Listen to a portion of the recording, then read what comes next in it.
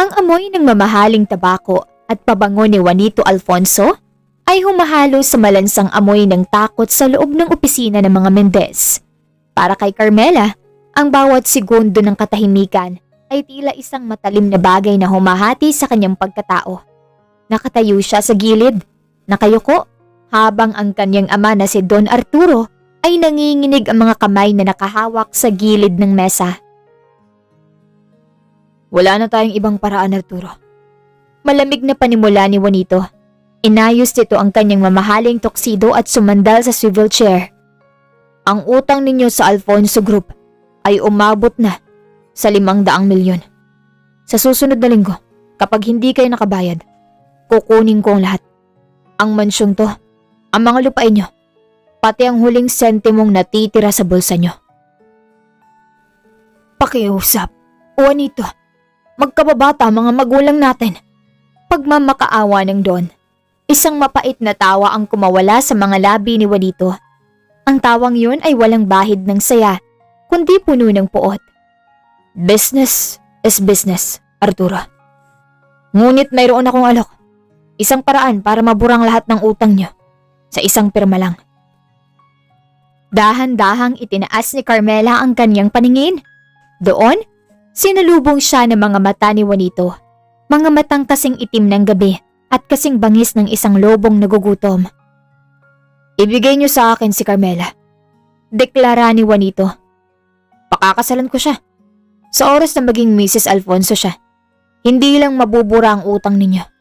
Bibigyan ko pa kayo ng panibagong kapital para makabangon muli. Napaatras si Carmela.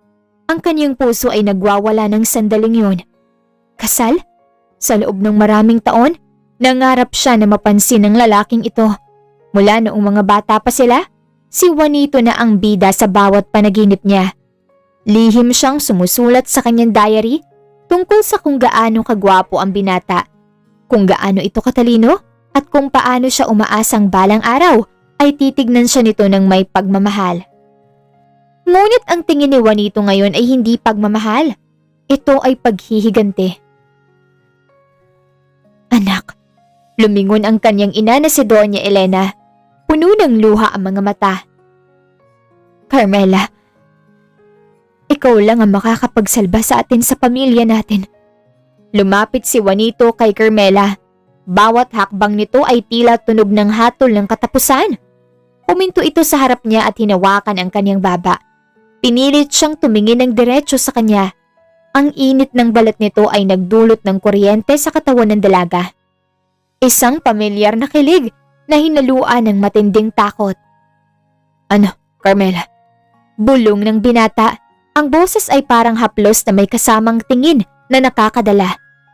Papayag ka bang maging asawa ko? O hahayaan mong mabulok ang pamilya mo sa kalsada? Pumatak ang isang butil ng luha sa mata ni Carmela. Alam niyang ito na ang pagkakataong makasama ang lalaking mahal niya. Ngunit alam din niyang papasok siya sa isang madilim at walang kasiguraduhan na mamahalin siya nito. Ngunit dahil sa pag-ibig, ang tangang pag-ibig na matagal na niyang itinatago, tumango siya sa binata. Tinatanggap ko, Juanito. Mahinang sagot niya. Pakakasalan kita. Ngumiti si Juanito, isang ngiting nakakakilabot. Good choice, my dear. Maganda ka, dahil bukas na bukas din ay magiging pag-aari na kita. At sisiguraduhin kong bawat araw na magkasama tayo, pagsisisihan mong ipinanganak ka pa sa mundong ito. Tumalikod si Juanito ng walang lingon-lingon. Iniwan naman si Carmela na nanginginig sa takot kahit hindi pa man nagsisimula ang kanilang pagsasama. Ang sikat ng buwan na tumatagos sa malalaking bintana ng penthouse ni Juanito ay tila walang buhay pagkatapos ng isang mabilis at malamig na seremonya sa West na dinluhan lamang ng 2 saksi. Dinala ni Juanito si Carmela sa kanyang marangyang tahanan. Ngunit para kay Carmela, ang bawat sulok ng modernong unit na iyon ay tila pader ng isang selda. Nakatayo si Carmela sa gitna ng malawak na master's bedroom. Suot pa rin ang simpleng puting bestida na nagsilbing wedding dress niya. Nanginginig ang kaniyang mga kamay habang pinagmamasdan si Juanito na marahas na tinatanggal ang kanyang kurbata at itinatapon ito sa kung saan. Juanito, mahina niyang tawag, puno ng pagsusumamo. Huminto si Juanito at dahan-dahang lumingon. Ang kanyang mga mata ay naniningkit sa galit. Huwag mong banggitin ang pangalan ko. Na tila ba tayo ay magkasintahang may pagmamahalan, Carmela? Tapos na ang palabas sa harap ng pamilya mo. Narito ka na sa pamamahay ko. At narito ka para pagbayaran ng kasalanan ng mga magulang mo. Wala akong kinalaman sa mga utang nila o sa anumang alitan niyo. Pagtatanggol ng dalaga sa sarili habang ang mga luha ay nagsisimulang pumatak. Pumayag akong pakasalan ka dahil akala ko may maliit na puwang pa sa puso mo para sa akin. Isang nakakabinging tawa ang itinugon ni Juanito. Humakbang siya palapit. Ang kanyang tindig ay nagpapakita ng pagiging dominante. Nang maabot niya si Carmela, marahas niyang hinawakan ang magkabilang balikat ng dalaga. Pag-ibig? Akala mo ba pinakasalan kita dahil mahal kita? Bulong niya, ang boses ay puno ng puot.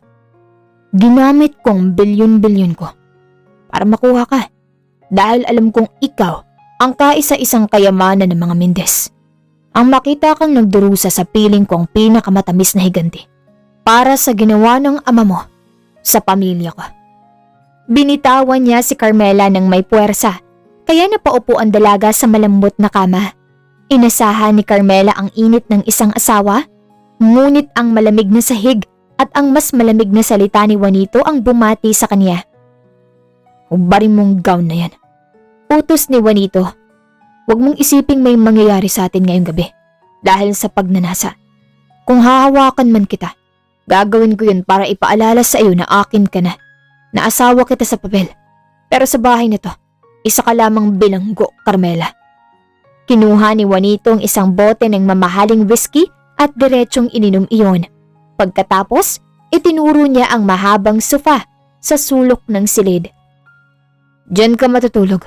Ayokong makatabi ang isang Mendez sa kama ko. At bukas, asahan mong magsisimula ang tunay mong trabaho. Walang katulong sa bahay na to, Carmela. Ikaw ang gagawa ng lahat. Gusto kong makita ang mga kamay mong pino na madumihan at mapagod. Humagulgol si Carmela. Itinatago ang mukha sa kanyang mga palad.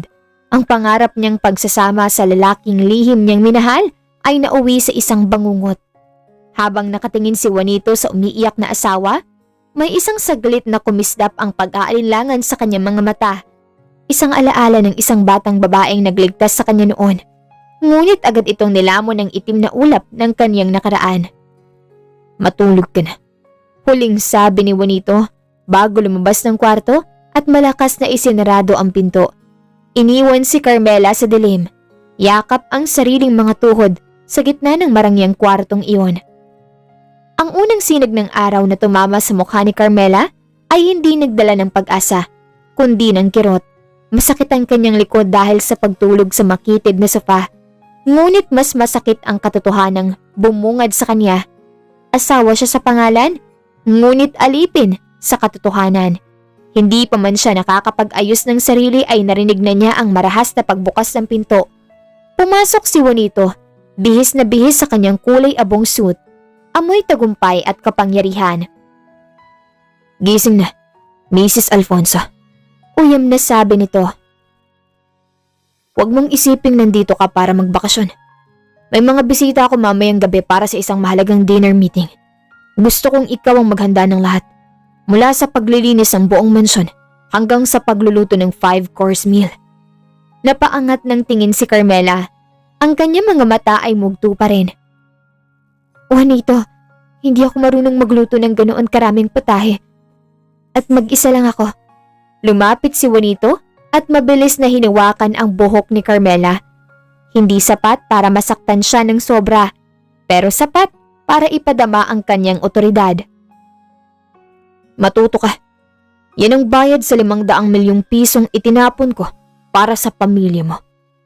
At siguraduhin mong hindi mo ko ipapahiya. Dahil kung hindi, baka makalimutan kong babae ka. Buong araw na nagtrabaho si Carmela. Ang kanyang mga kamay na dati ay puro pagpipinta at pagbabasa lamang ng libro ang ginagawa, ay namula at nagkakalyo sa kuskus ng sahig at paglilinis sa mga mamahaling muebles. Wala siyang kinain, tanging tubig lang ang bumubuhay sa kanya habang hinahabol ang oras. Nang sumapit ang 7:00 ng gabi, dumating ang mga business partners ni Juanito, mga dayuhang investors. Pinilit ni Carmela na maging presentable sa kanyang suot na simpleng itim na cocktail dress kahit pa nanghihina na siya. Sa gitna ng hapunan, habang isinisilbi ni Carmela ang main course, aksidenteng nayanig ang kanyang kamay dahil sa panginginig ng kanyang kalamnan. Isang maliit na patak ng sarsa ang tumalsik sa puting manggas ng suit ni Juanito. Tumigil ang tawanan sa mesa. Ang hangin ay tila naging yelo. Dahan-dahang tumayo si Juanito. Tumingin siya sa kanyang mga bisita ng may malamig na ngiti. Ipagpaumanhin niyo. Ang aking asawa ay medyo hindi sanay sa ganitong marangyang buhay. Galing kasi siya sa pamilyang walang alam. Napayuko si Carmela sa sobrang hiyang naramdaman. Pero hindi doon tumigil si Juanito. Sa harap ng mga tao, kinuha niya ang baso ng tubig at ibinuhos ito sa paanan ni Carmela. Linisin mo yun, Carmela. Ngayon din. Gamitin mo mga kamay mo. Utos niya. Ang boses ay kalmado pero nakakatakot. Juanito, nakakahiya sa mga bisita. Bulong ni Carmela, halos magmakaawa. Wala akong pakialam. Sundin mo ko. Mariing sagot nito. Wala nang nagawa si Carmela kundi lumuhod sa harap ng mga bisita ni Juanito habang ang mga ito ay nakatingin sa kanya ng may halong awa at pangungutya. Habang pinupunasan niya ang tubig sa sahig, nakita niya ang sapatos ni Juanito sa harap ng kanyang mukha. Sa kabila ng pagkapahiya, napansin ni Carmela ang isang bagay.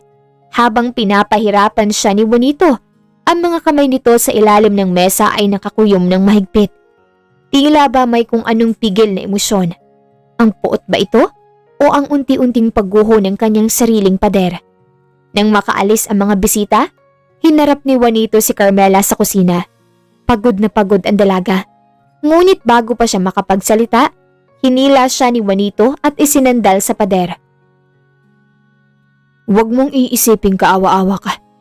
Bulyaw nito, pero ang kanyang mga mata ay nakatitig sa mga labi ni Carmela. Ginusto mo ito, di ba? Pinakasalan mo ako dahil sa pera. Mali ka, Juanito. Pinakasalan kita dahil mahal kita, Juanito. Kahit gaano ka kasama. Sigaw pabalik ni Carmela, isang pagsabog ng damdamin na nagpatahimik sa bilyonaryo. Nagbalot ng nakakabinging katahimikan ang kusina pagkatapos ng pagsabog ni Carmela. Ang mga salitang mahal kita ay tila nakalutang sa hangin.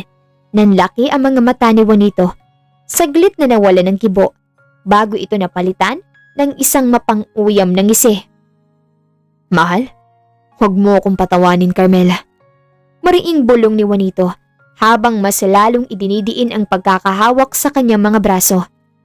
Ang pag-ibig ay para lamang sa mga may hina. At alam nating dalawa na ang tanging minamahal nyo ay ang kapangyarihan at ang perang ibinayad ko sa inyo. Binitawan siya ni Juanito ng marahas at tumalikod. Ngunit hindi nito maitago ang mabilis na pagtaas-baba ng kanyang puso.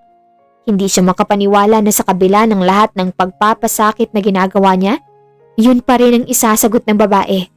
Para kay Juanito, ang pag-ibig ni Carmela ay isang banta, isang alas na kayang bumuwag sa pader ng puot na matagal niyang itinuon sa mga Mendez. Kinabukasan, sa pilitang isinama ni Juanito si Carmela sa isang party para sa mga elite business circles. Hindi dahil gusto niyang i-date ang asawa, kundi para ipakita sa lahat na pag-aari na niya ang anak ng dati niyang kaaway. Magsuot ka ng kahit anong magtatakip sa mga pasama. Utos ni Juanito bago sila umalis. Ayokong isipin ng mga tao na pinapabayaan kita. Sa gitna ng marangyang ballroom, iniwan ni Juanito si Carmela sa isang sulok para makipag-usap sa mga investors. Doon, nilapitan si Carmela ng isang matikas na lalaki. Si Fernando, isang kilalang arkitekto at dating manliligaw ni Carmela noong kolehiyo. Carmela, ikaw nga. Masayang bati ni Fernando. Kita sa mga mata nito ang pag-aalala nang mapansin ang pamumutla ng dalaga. Balita ko, ikinasal ka na. Pero bakit tila hindi ka masaya? Namumutla ka at parang nanghihina ka. Ayos lang ako, Fernando. Medyo pagod lang sa mga preparasyon. Pilit ng ngiti ng dalaga. Hindi napigilan ni Fernando na hawakan ang kamay ni Carmela. Kung sinasaktan ka niya, sabihin mo lang. Hindi mo kailangan magtiis sa isang taong hindi alam ang halaga mo. Sa kabilang dako ng hall, nahagip ng mga mata ni Juanito ang eksena. Ang baso ng scotch na hawak niya ay halos mabasag sa higpit ng kanyang pagkakahawak. Isang hindi pamilyar na init ang gumapang sa kanyang katawan. Isang apoy na mas matindi pa sa galit. Hindi niya inaasahan, pero bakit tila nakakaramdam siya ng matinding selos. Mabilis na naglakad ang binata palapit sa dalawa. Walang sabi-sabing inakbayan niya si Carmela ng napakahigpit. Halos masaktan na ang dalaga. Architect Fernando. Malamig na bati ni Juanito. Salamat sa pag-aasikaso sa asawa ko. Pero sa tingin ko, tapos na ang oras niyo. May mahalaga kaming pag-uusapan. Juanito, nag-uusap lang kami. Pagtatangka ni Carmela. Tumahimik ka. Asik ni Juanito sa kaniya bago muling tumingin kay Fernando nang may nananakot na mga mata.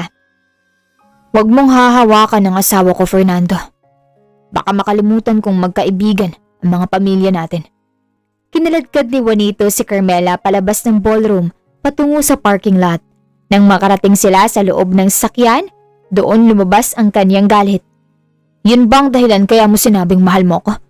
Para maging kampante ako habang nakikipaglambingan ka sa harap ko? Sigaw ni Juanito. Wala kaming ginagawang masama. Magkaibigan lang kami ni Fernando. Depensa ni Carmela habang umiiyak. Wala akong pakialam. Hinarap siya ni Juanito. Ang mukha ay ilang pulgada na lang ang layo sa kanya. Akin ka, Carmela. Kahit kapalit nun ay sumakabilang buhay ka sa piling ko. Hinding-hindi ka makakahawak ng ibang lalaki. Maliwanag ba? Sa gitna ng kanyang galit, biglang naramdaman ni Juanito ang panghihina ni Carmela. Ang dalaga ay biglang nawala ng malay at sumandal sa kanyang balikat. Doon lang napansin ni Juanito na ang init ng balat ni Carmela. May mataas itong lagnat dahil sa pagod at gutom mula noong nakaraang araw. Sa unang pagkakataon, rumihistro ang takot sa mukha ng bilyonaryo. Ang matitigas na bisig ni Juanito na dati ay tila kadenang pumipigil kay Carmela ay naging duyan nang buhatin niya ang walang malay na asawa patungo sa loob ng mansyon. Ramdam niya sa kanyang puso ang nagbabagang init ng balat ng dalaga. Sa bawat hakbang niya paakyat ng hagdan, tila may kung anong kumukurot sa kanyang konsensya na pilit niyang binabaliwala sa loob ng mahabang panahon. Dinala niya si Carmela sa malambot na kama. Hindi sa sofa kung saan ito pinilit matulog kagabi. Dahan-dahan niyang inilapag ang ulo nito sa unan. Sa ilalim ng liwanag ng lampara, doon lang niya talaga napagmasdan ang mukha ng asawa. Namumutla ito, tuyot ang mga labi at may mga bakas ng tuyong luha sa pisngi. Ang Carmela na dati ay laging masigla at puno ng buhay ay tila isang kandilang unti-unting nauubos dahil sa kanyang kalupitan. Bakit ka ba kasi nagtitiis? Bulong ni Juanito sa hangin. Kumuha siya ng isang palanggana ng maligamgam na tubig at malinis na bimpo. Siya mismo ang gumawa nun. Ayaw niyang makita ng kahit sinong tauhan ng kanyang kahinaan. Habang dahan-dahang pinupunasan ni Juanito ang noo at leeg ni Carmela, tila naglalaban ang dalawang katauhan sa loob niya. Ang isang bahagi ay sumisigaw ng higante para sa nakaraan. Ngunit ang isang bahagi, ang batang Juanito na dati ay lihim ding humahanga sa kabaitan ni Carmela, ay nagsisimulang magising. Juanito, wag, pakiusap, giit ni Carmela sa gitna ng kanyang delirium. Nanginginig ang kanyang mga labi at tila nananaginip ng masama. Sa hindi maipaliwanag na udyok, hinawakan ni Juanito ang kamay ng asawa. Ang maliliit na daliri ng dalaga ay mahigpit na kumapit sa kanyang palad. Tila ba ito ang tanging salbabida sa gitna ng malalim na dagat? Hindi iyon binitawan ni Juanito. Sa halip, mas hinigpitan pa niya ang hawak. Nandito ako. Mahina at paos na sabi ni Juanito. Isang tono na hindi niya kailanman ginamit sa kahit kanino.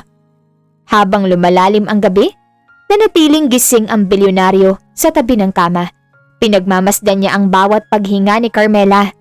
Dito, sa katahimikan ng silid, pumasok sa isip niya ang isang alaala, ang araw ng aksidente noong sila ay bata pa.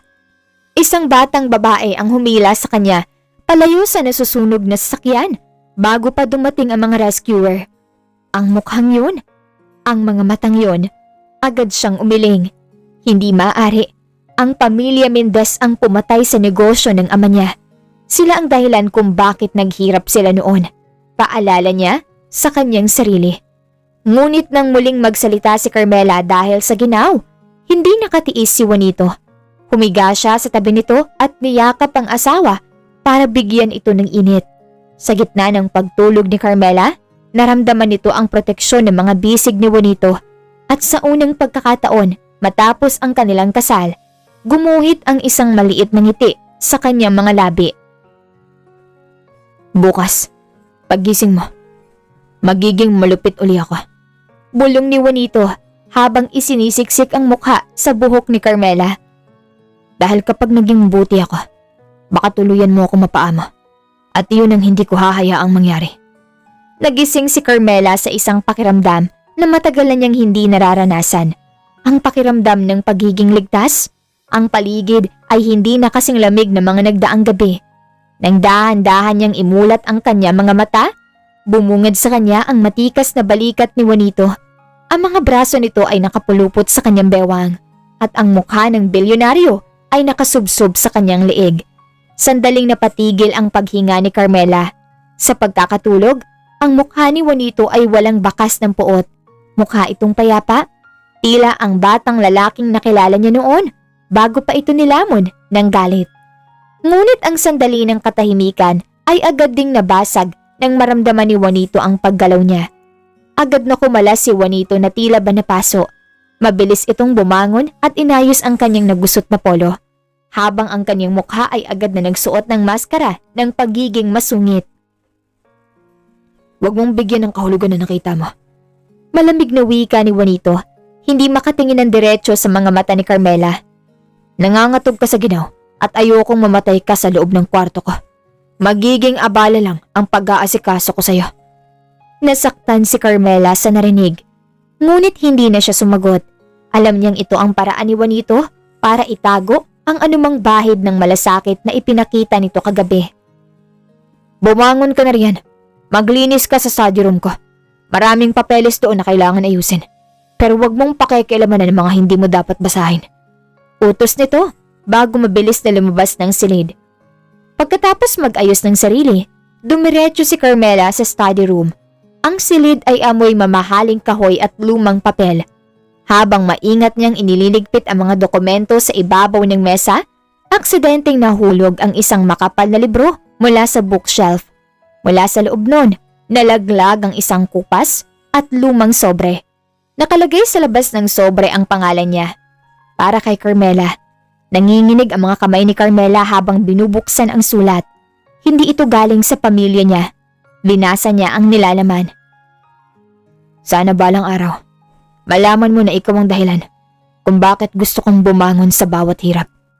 Kung mawala man ako, tandaan mo na ang batang iniligtas mo sa apoy ay hinding-hindi ka makakalimutan. Patawarin mo ako kung balang araw ay maging kaaway mong tadhana. Walang pirma ang sulat. Ngunit ang sulat kamay ay pamilyar. Ito ang sulat kamay ni Juanito noong sila ay teenager pa. Napahawak si Carmela sa kanyang dibdib. Ibig sabihin, alam ni Juanito na siya ang nagligtas dito? Pero bakit galit na galit ito sa kanya ngayon? Sa gitna ng kanyang pag-iisip, biglang bumukas ang pinto. Nanlaki ang mga mata ni Juanito nang makita ang hawak na sulat ni Carmela. Sabi ko sa'yo, huwag mong pakikialaman ng mga gamit ko. Sigaw ni Juanito, mabilis na lumapit at marahas na hinablot ang sulat. Juanito, alam mo pala, alam mong akong nagligtas sa'yo noon? Bakit mo ginagawa sa akin ito kung alam mong akong dahilan kung bakit ka buhay ngayon? Mangiyak-ngiyak na tanong ni Carmela. Ang mga mata ni Juanito ay tila naglalaban. Galit, pagsisisi at isang matinding sakit. Dahil ang batang iniligtas mo ay namatay na kasama ng pamilya ko, Carmela. At ang sulat na yan, isang basura na dapat matagal ko ng sinunog. Marahas na pinunit ni Juanito ang sulat sa harap ni Carmela, habang ang bawat piraso nito ay tila sumasagisag sa pagkawasak ng huling pag-asa ng dalaga. Ang bawat piraso ng pinunit na sulat na nalaglag sa sahig ay tila mga bubog na tumutusok sa puso ni Carmela. Pinunood niya si Juanito na humihingal sa galit. Ang mga kamao nito ay nakakuyom habang nakatitig sa kawalan.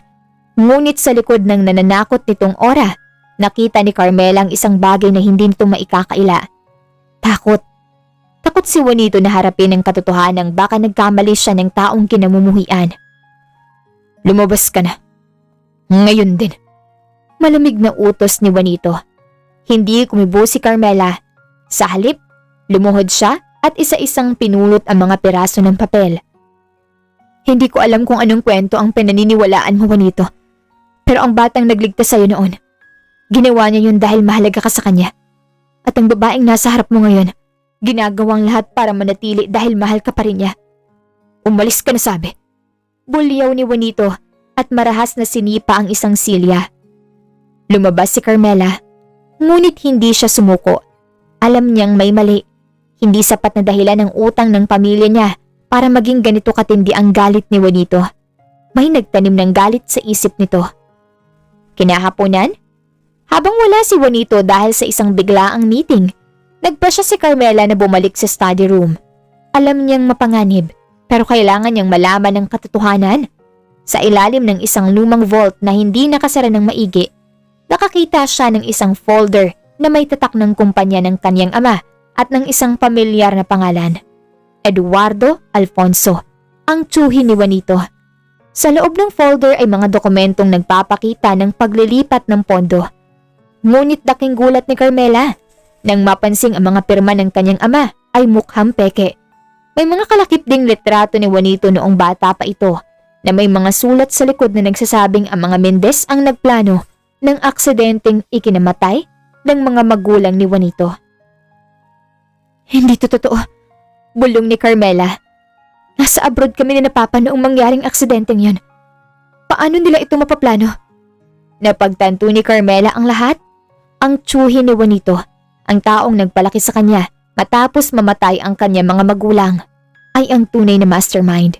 Ginamit nito ang galit ni Juanito para makuha ang yaman ng mga Alfonso at sirain ang mga Mendez na balakid sa kanyang pansariling interes. Hindi nagtagal, bumalik si Juanito. Ngunit sa pagkakataong to, hindi galit ang dala niya. Mukhang pagod na pagod ito at may bahid ng kalasingan. Pagpasok niya sa penthouse, nakita niya si Carmela na naghihintay sa kanya sa sala. Hawak ang mga dokumento. Anong ginagawa mo sa mga yan?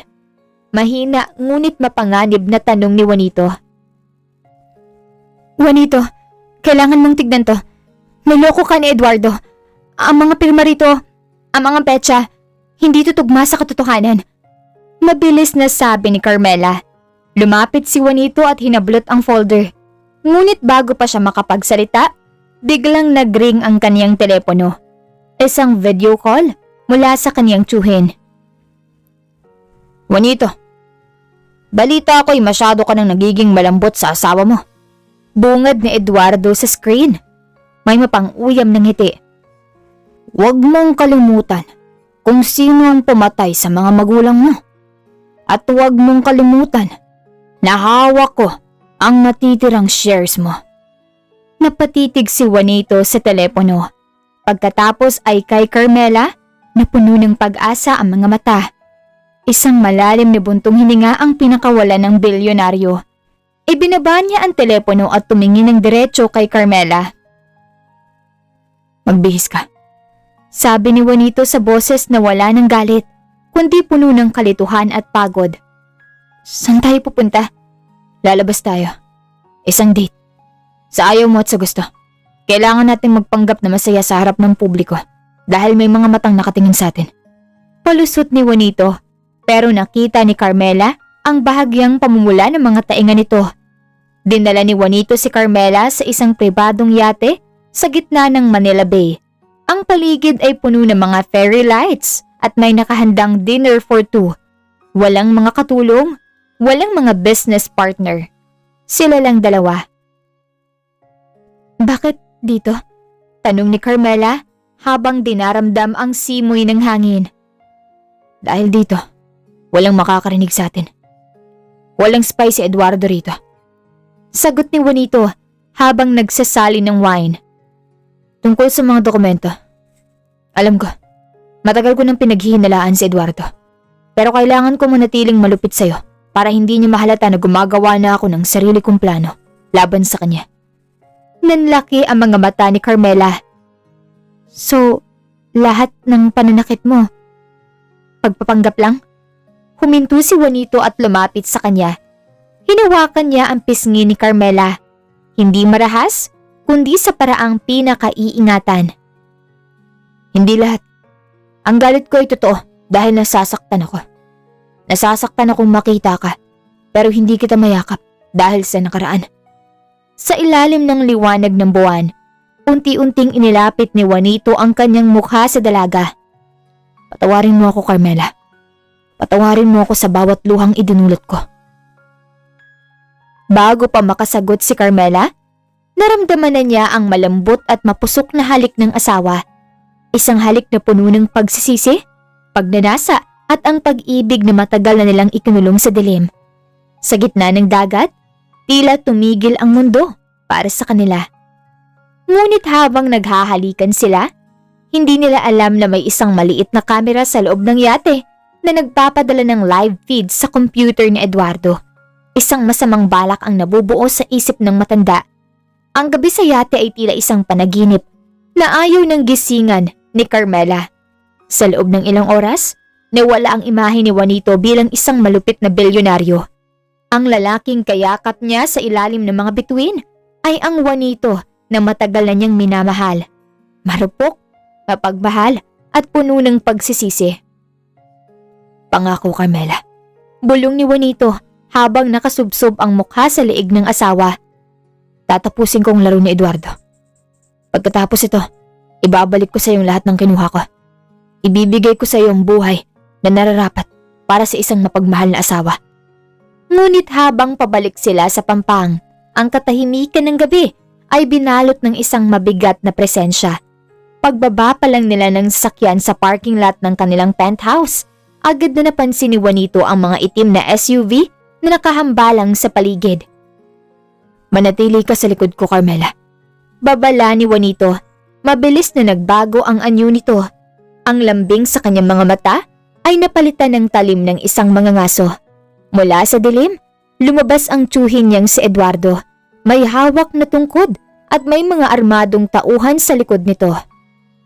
Masyado ka nang malulunod sa pag-ibig, Juanito. Nakalimutan mo na yata na ang pamilya ng babaeng iyan ang dahilan kung bakit ka naging ulila. Tigil-tigilan mo ng kasinungalingan mo, Eduardo. Sigaw ni Juanito. Alam ko ng totoo. Alam ko na ikaw ang nag-utos sa mga tauhan mong manipulahin ang ebidensya laban sa mga Mendez. Tumawa si Eduardo, isang tawang nakakakilabot. At sa tingin mo ba, hahayaan kitang sirain ang imperyong binuo ko gamit ang galit mo? Kung hindi kita mapasunod sa pananakot, mapapasunod kita sa sakit. Sa isang mabilis na senyas, bumunot ng armas ang isa sa mga tauhan ni Eduardo. Ang dulo ng armas ay nakaturo ng diretso sa dibdib ni Juanito. Sa sobrang bilis ng pangyayari, tila huminto ang pag-ikot ng mundo ni Carmela.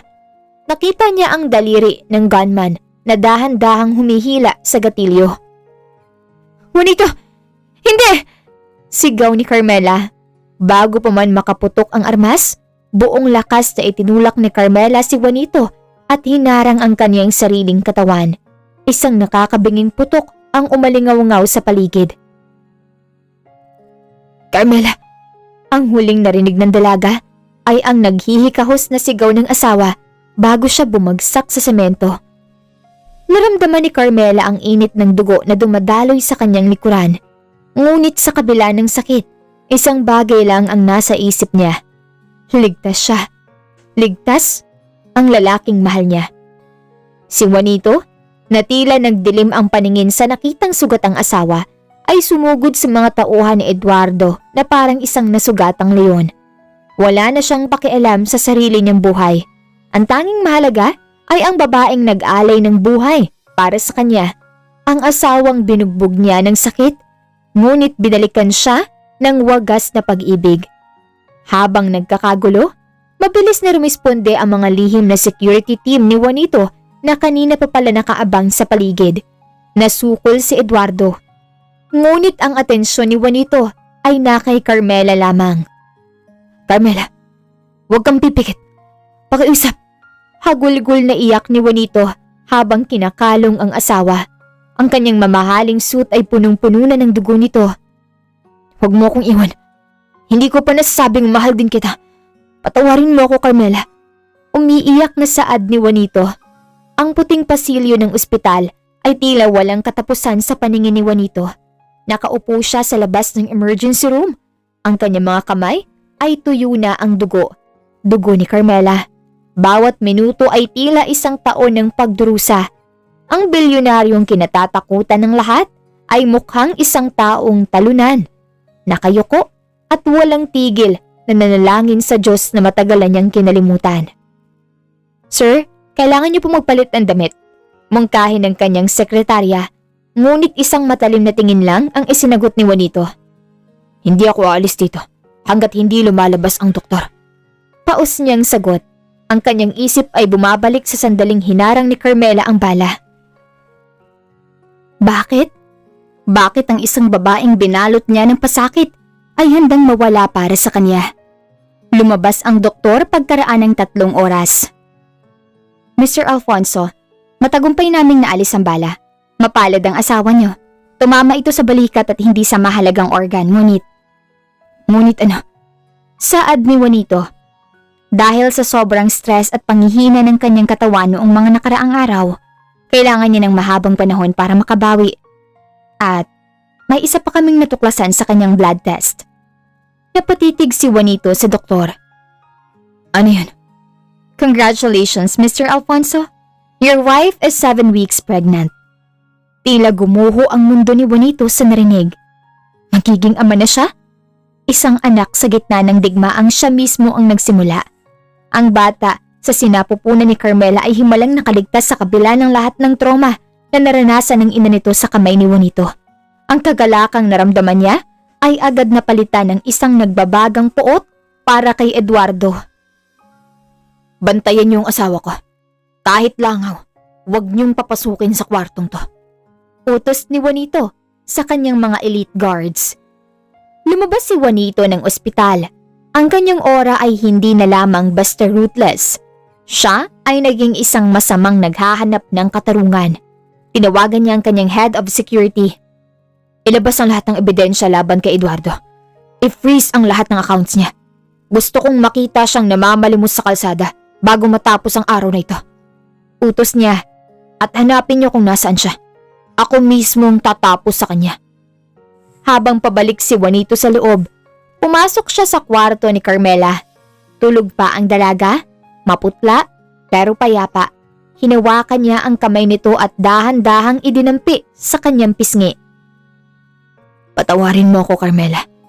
Patawarin mo ako dahil hindi ko alam na may buhay na pala tayong binuo habang sinasaktan kita. Bulong niya habang tumutulo ang luha. Hinding-hindi na kayo masasaktan.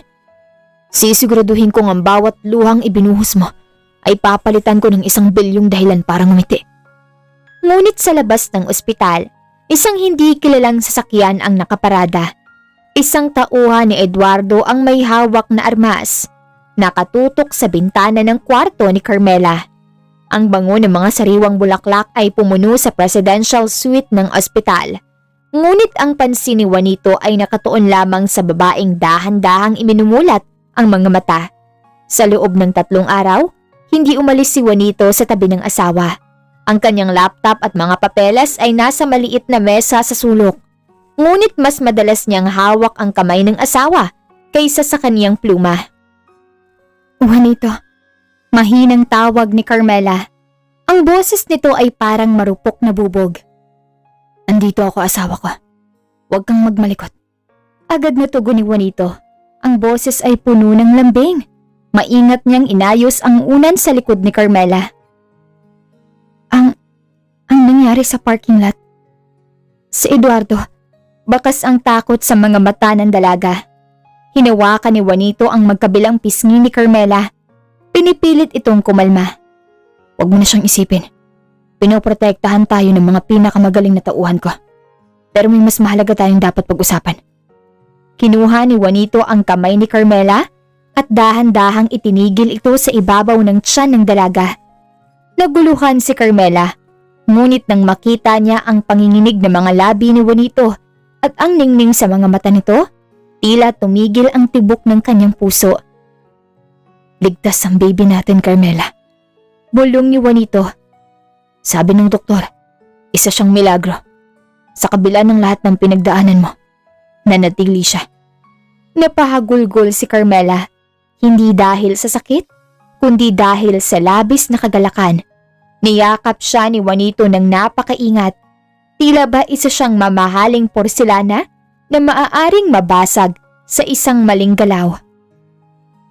Magiging ama ako, Carmela. At pinapangako ko sa harap mo at sa harap ng anak natin. Hinding-hindi ko nahahayaang may pumatak pang luha sa mga mata mo dahil sa akin.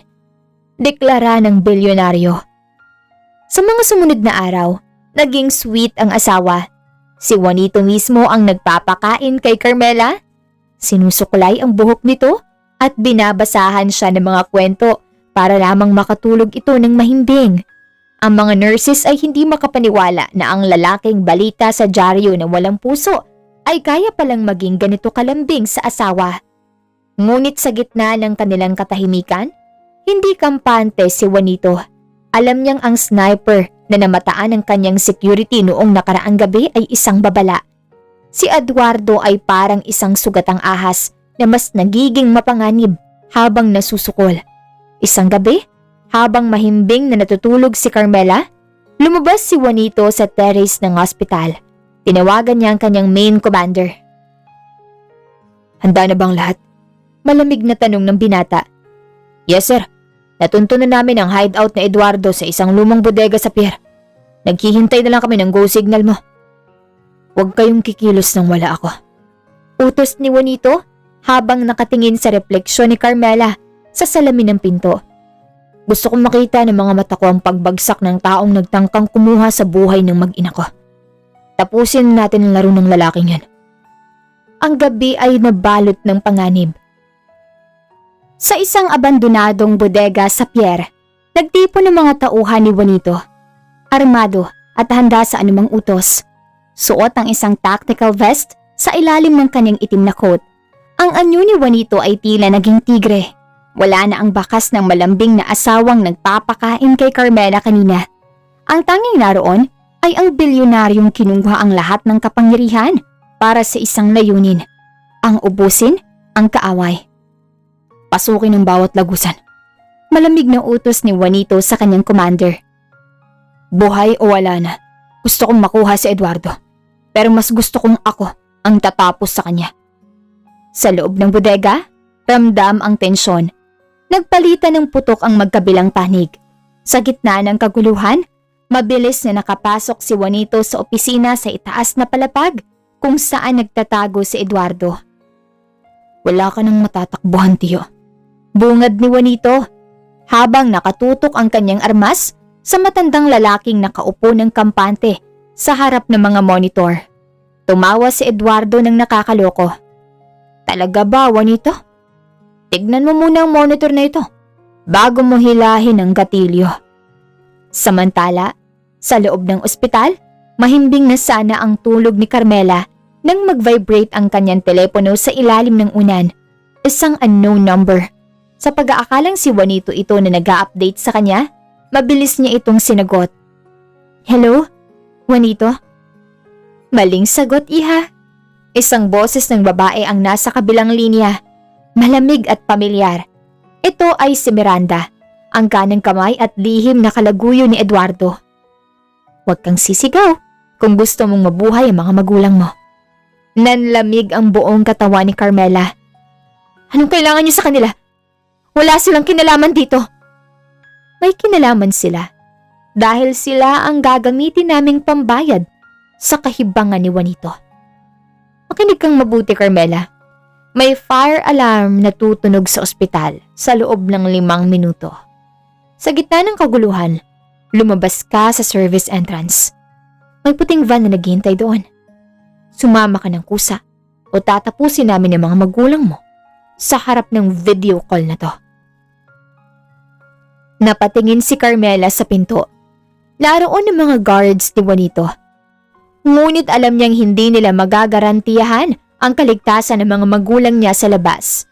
Ito ang mahirap na desisyon, ang manatili sa proteksyon ng kanyang asawa pero mawala ang kanyang pamilya o ang isakripisyo ang sarili at ang sanggol sa kanyang sinapupunan para sa buhay ng kanyang mga magulang. Huwag mo silang sasaktan. Pupunta ako. Pabulong na sagot ni Carmela habang tumutulo ang luha sa kanyang mga mata. Sa bodega, nanlaki ang mga mata ni Juanito nang makita sa monitor ang footage ng mga magulang ni Carmela na nakagapos at may pasabog na nakakabit sa kanilang mga upuan. Isang maling galaw mo, Juanito, at sasabog ang biyenan mo. Nakangising sabi ni Eduardo. At habang abala ka rito, ang asawa mo ay papunta na sa amin. Sinong ililigtas mo? Ang pamilya niya o ang babaeng mahal mo? Napahigpit ang hawak ni Juanito sa kanyang armas. Ang kanyang puso ay parang pinupunit sa dalawa. Huwag mo kong hamunin, Eduardo. Banta ni Juanito, bagamat nanginginig ang kanyang tinig. Kapag may nangyaring masama sa kanila, sisiguraduhin kong kahit sa kadiliman ng mundo, hindi kita patatahimikin. Ang lumang parola sa labas ng lungsod ang naging tagpuan ng lahat ng sakit at sikreto. Sa ilalim ng dagundong ng kulog, dinala ng puting van si Carmela. Pagbaba niya, sinalubong siya ng malakas na hangin at ng malamig na dulo ng armas ni Miranda. Sa gitna ng bilog na semento, nakita ni Carmela si Juanito na nakaluhod. Sugatan ang mukha habang si Eduardo ay nakatayo sa likod nito. Hawak ang remote ng pasabog na nakakabit sa kanya mga magulang na nasa gilid. Juanito! Sigaw ni Carmela. Tatakbo sana siya ngunit hinila ni Miranda ang kanyang buhok. Huwag kang malikot, Carmela. Saad ni Miranda. Masyado ka pang mahalaga para mawala agad. Humarap si Miranda kay Eduardo at kay Juanito, ngunit may kakaiba sa kanyang ngiti. Hindi ito ngiti ng isang kakampi, kundi ngiti ng isang nananalo sa isang larong siya lang ang nakakaalam. Salamat sa pagpaparito, Carmela. Sabi ni Miranda habang dahan-dahang tinatanggal ang kanyang suot na itim na wig. Inilalantad ang isang mahabang pilat sa kanyang anit na tila nakuha sa isang sunog. Hindi mo ba ako natatandaan? Noong gabing iniligtas mo si Juanito sa nasusunog na sasakyan, may isa pang bata sa loob. Ang batang iniwan mo dahil mas pinili mong iligtas ang bilyonaryong to. Nanlaki ang mga mata ni Carmela. Maricel? Ang kapatid ko sa labas? Isang nakakabinging katahimikan ang bumalot sa paligid. Si Miranda ay ang nawawalang kapatid ni Carmela sa ama. Ang batang bunga ng pagkakamali ni Don Arturo na akala ng lahat ay namatay na sa sunog noong gabing yun. Hindi lang si Juanito ang biktima rito. Si Miranda ang tunay na nagmamanipula kay Eduardo para sirain ang mga Mendez at si Juanito bilang paghihiganti sa pag-abandona sa kanya. Ginamit ko si Eduardo para sirain kayong lahat. Sigaw ni Miranda, sabay tutok ng armas kay Eduardo mismo. Akala mo ba tapat ako sa'yo, Eduardo? Ikaw ang dahilan ng pagkawala sa mga magulang ni Juanito at ikaw ang gagamitin kong mitsa para ubusin ang pamilyang Mendez. Bago pa makakilos si Eduardo, pinaputukan siya ni Miranda sa binti. Bumagsak ang matanda at nabitawan ang remote. Mabilis na kumilos si Juanito. Kahit sugatan, sumugod siya para makuha ang remote bago itong mahulog sa dagat.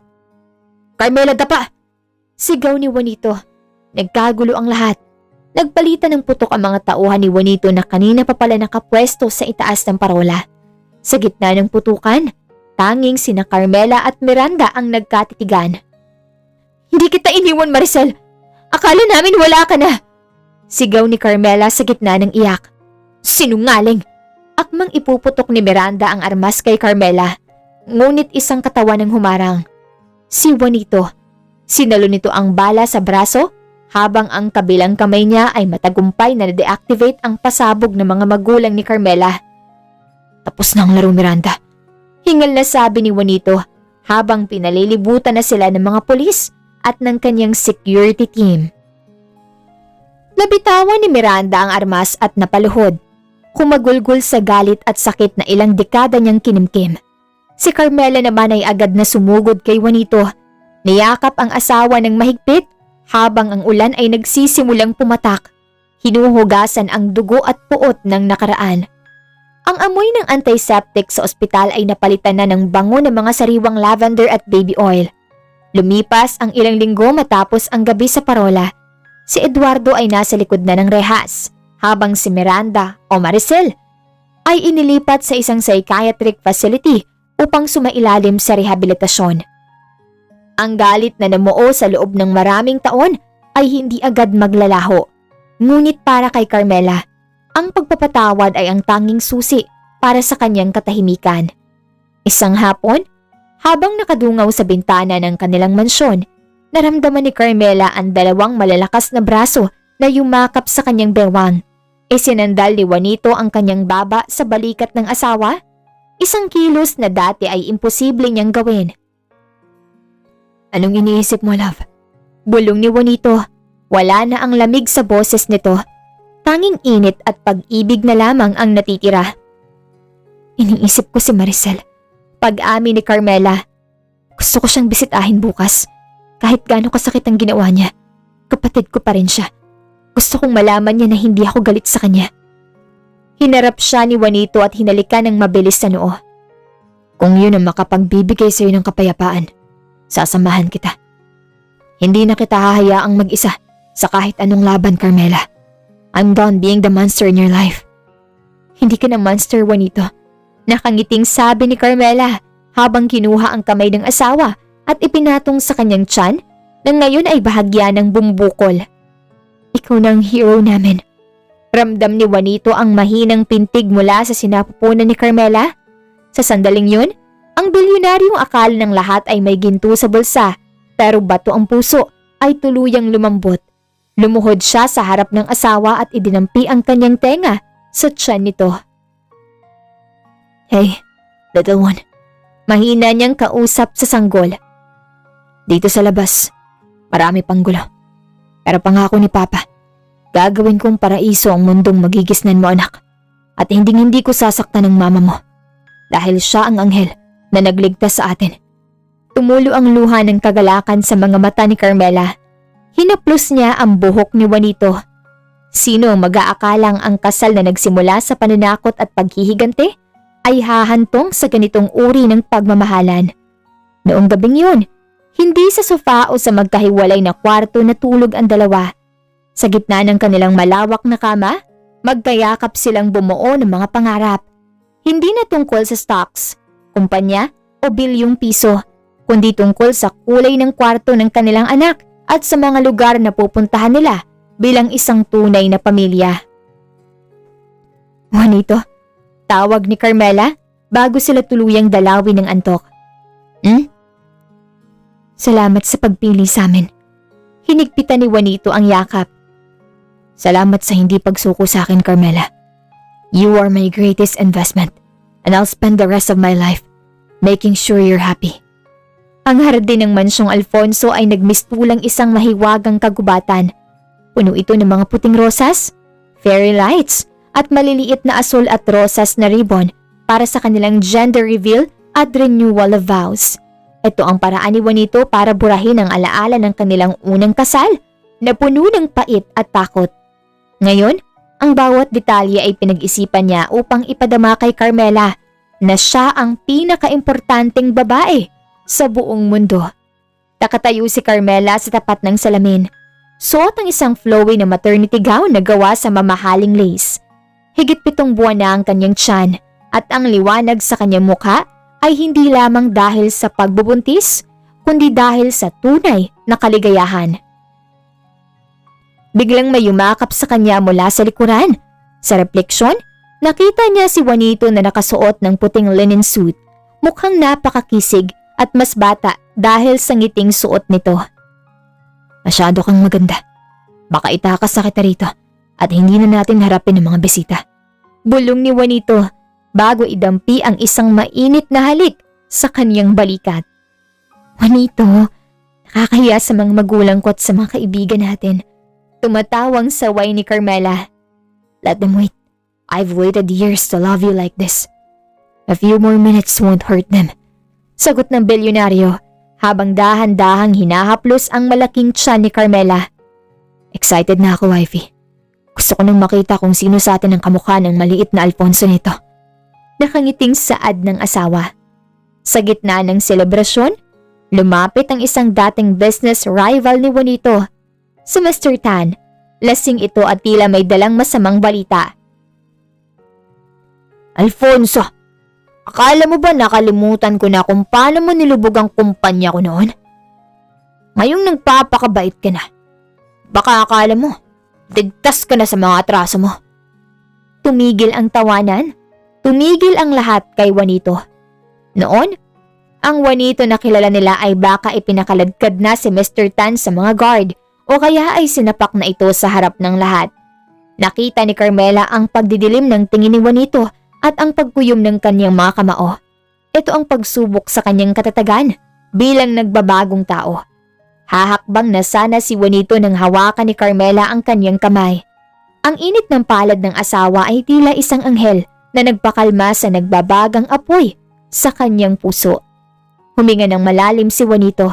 Sa halip na dahas, isang mahinahong ngiti ang ibinigay niya.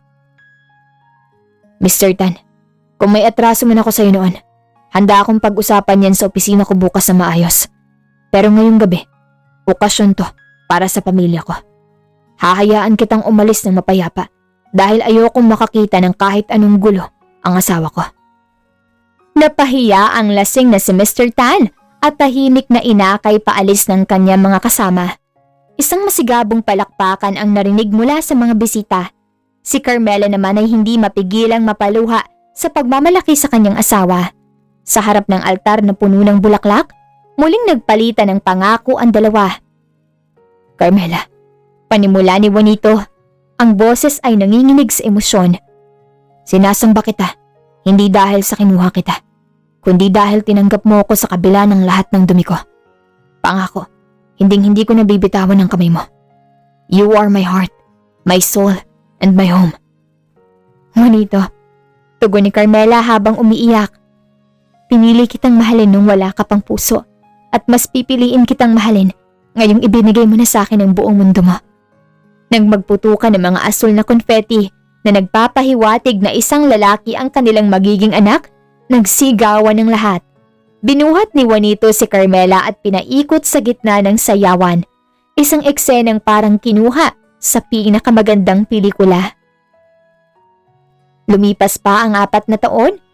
Ang mansyong dati ay nababalot ng malamig na katahimikan at takot ay punong-puno na ngayon ng tunog ng maliliit na yapak at masayang tawanan.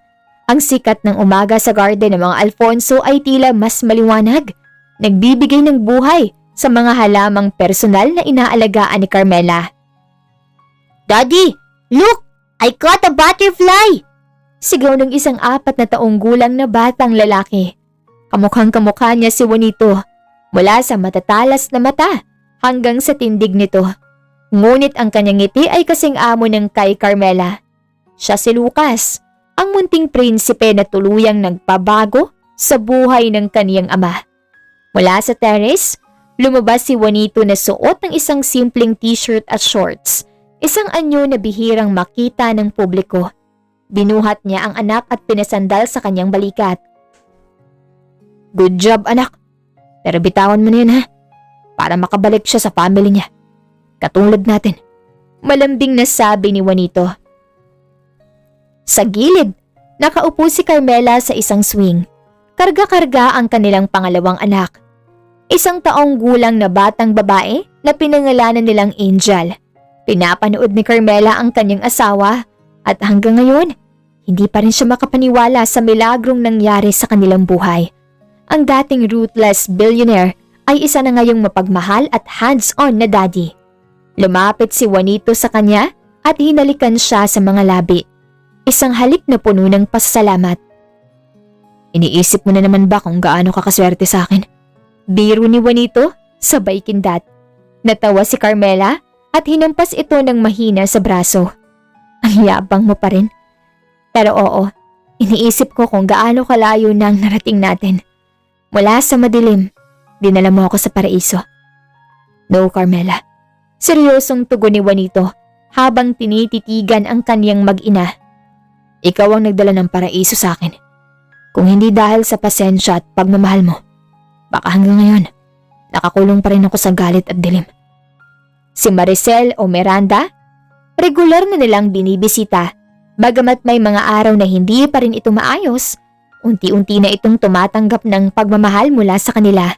Si Eduardo naman ay tuluyan ng nabulok sa bilangguan. Iniwan ng kapangyarihan ang akala niya ay magliligtas sa kanya. Habang papalubog ang araw, naglatag ng picnic blanket ang pamilya Alfonso sa damuhan. Sabay-sabay silang kumain, nagtawanan at naghabulan. Sapat ng bilyon-bilyong piso sa bangko. Bulong ni Juanito habang nakasandal ang ulo ni Carmela sa kanyang dibdib. Pero ang kayamanang hawak ko ngayon, ikaw at ang mga anak natin.